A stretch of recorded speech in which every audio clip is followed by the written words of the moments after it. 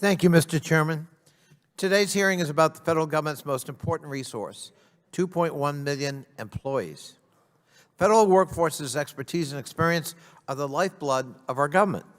Each day, the Office of Personnel Management, led by today's witness, Director Kiran Ahuja, makes our government an efficient instrument of the public interest by performing critical services, setting government-wide policies to protect the merit system, administering the largest employer-sponsored health insurance program in the world, serving 8 million federal employees, retirees, and family members, processing retirement services for 2.5 million federal retirees and survivors, training federal leaders who hold our nation's most important civil service positions.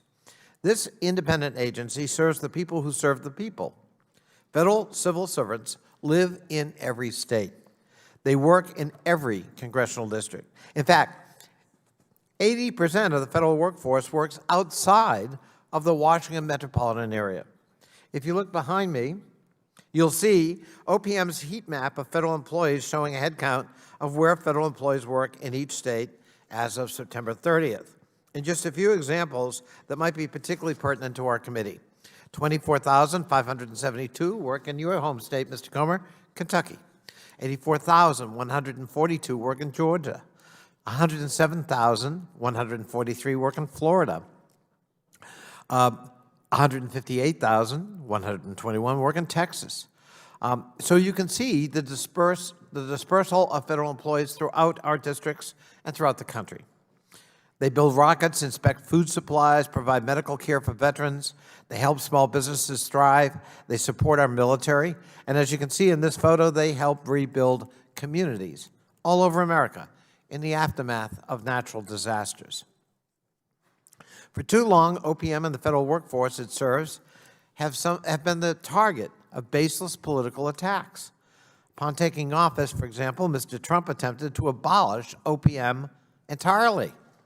As chairman of the Government Operations Subcommittee at that time, I made sure that we built bipartisan opposition to that plan, including my friend Mr. Meadows, who subsequently became the Chief of Staff to President Trump and helped us make sure we put a period on that bad idea.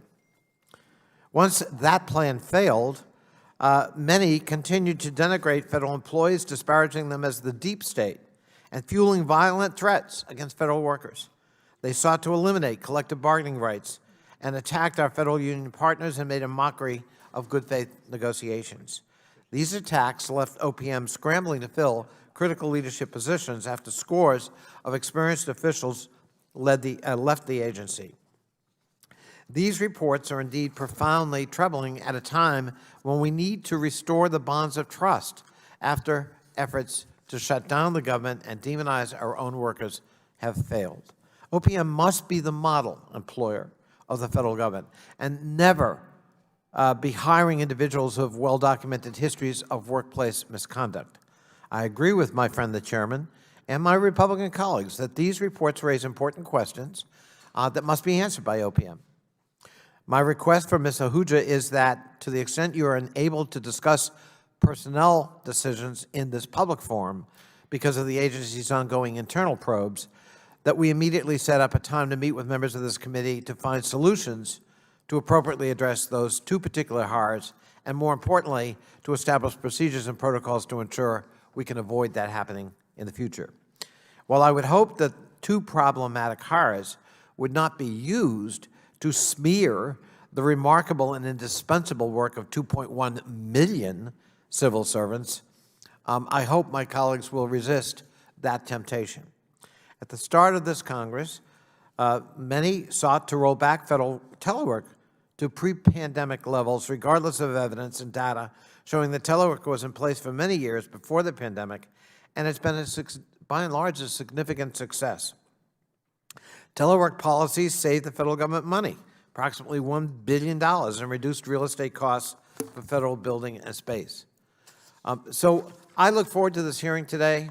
I look forward to examining how we can make the workplace safer so that federal workers can return to work. And I, of course, introduced legislation to do just that, the Chai Soonamant bill, named after the late a constituent of mine who worked at Quantico who died from COVID because there were no protocols in place. I also look forward to working, I hope, with the chairman on my internship bill that I think will help streamline and further professionalize the opportunity for people to serve the federal government. I thank the chair and I yield back.